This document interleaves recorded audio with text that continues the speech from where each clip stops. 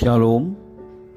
Devosi Bilangan 18 ayat 1 sampai yang ke-7. Demikian firman Tuhan. Tuhan berfirman kepada Harun, engkau ini dan anak-anakmu beserta seluruh sukumu haruslah menanggung akibat setiap kesalahan terhadap tempat kudus.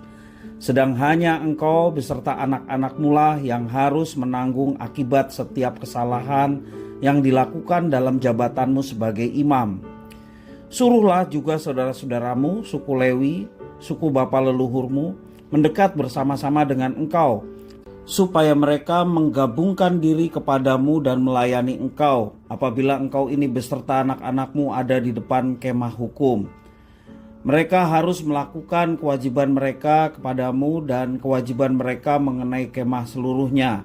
Hanya kepada perkakas tempat kudus dan kepada mezbah janganlah mereka mendekat, nanti mereka mati, baik mereka maupun kamu. Mereka harus menggabungkan diri kepadamu dan melakukan kewajiban mereka mengenai kemah pertemuan sesuai dengan segala pekerjaan pada kemah itu. Tetapi orang awam jangan mendekat kepadamu. Dan kamu ini haruslah melakukan kewajibanmu mengenai tempat kudus dan kewajibanmu mengenai mezbah, supaya orang Israel jangan lagi tertimpa oleh murka.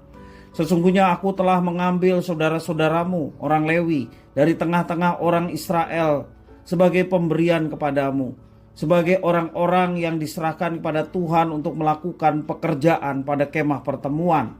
Tetapi engkau ini beserta anak-anakmu harus memegang jabatanmu sebagai imam dalam segala hal yang berkenaan dengan mezbah dan dengan segala sesuatu yang ada di belakang tabir.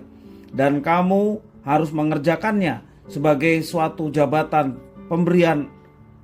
Aku memberikan kepadamu jabatanmu sebagai imam itu, tetapi orang awam yang mendekat harus dihukum mati. Demikian firman Tuhan.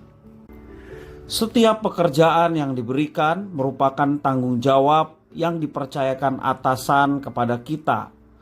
Tentu saja tanggung jawab itu disertai dengan upah maupun sanksi yang akan kita terima. Demikianlah Tuhan memperlakukan Harun dan juga suku Lewi. Tuhan memberikan tugas pada Harun dan anak-anaknya dan juga seluruh suku Lewi untuk pekerjaan di kemah pertemuan tabernakel. Ini merupakan tugas berat karena tidak sembarangan orang boleh mengurus segala pekerjaan di kemah pertemuan. Dan secara khusus Tuhan memilih Harun, keturunannya, dan seluruh suku Lewi. Dan selain itu Tuhan juga memberitahukan segala konsekuensi yang akan mereka terima dalam pekerjaan itu. Apa saja konsekuensinya? Yang pertama, Tuhan Allah tidak menghendaki adanya kesalahan sekecil apapun saat mereka melakukan tugas dan tanggung jawab atas kemah pertemuan. Setiap kesalahan akan berimbas kepada diri dan seluruh suku Lewi. Karena itu mereka perlu hati-hati dan disiplin tinggi dalam melayani Tuhan Allah yang kudus dan sempurna. Dan yang kedua, dalam melayani Tuhan Allah yang kudus terdapat kelimpahan anugerahnya. Konsekuensi yang harus ditanggung oleh kaum imam dan suku Lewi setimpal dengan kebaikan yang mereka peroleh dari Tuhan Allah. Dalam hal ini suku Lewi mendapatkan bagian yang terbaik dari seluruh persembahan orang-orang Israel. Karena Tuhan Allah adalah milik pusaka suku Lewi, maka apa yang menjadi kepunyaan Allah menjadi kepunyaan mereka juga. Dan mereka adalah bagian dalam meja perjamuan Allah. Sama seperti Harun dan juga suku Lewi, Tuhan juga menghendaki agar kita semua, gereja Tuhan, umat Allah yang baru, dapat mengambil bagian dalam pelayanan dalam rumahnya. Bagaimana dengan kita? Sudahkah kita mengambil bagian dalam pelayanan yang menjadi tugas dan tanggung jawab yang Tuhan kehendaki untuk kita kerjakan? Tuhan menghendaki agar kita melayaninya.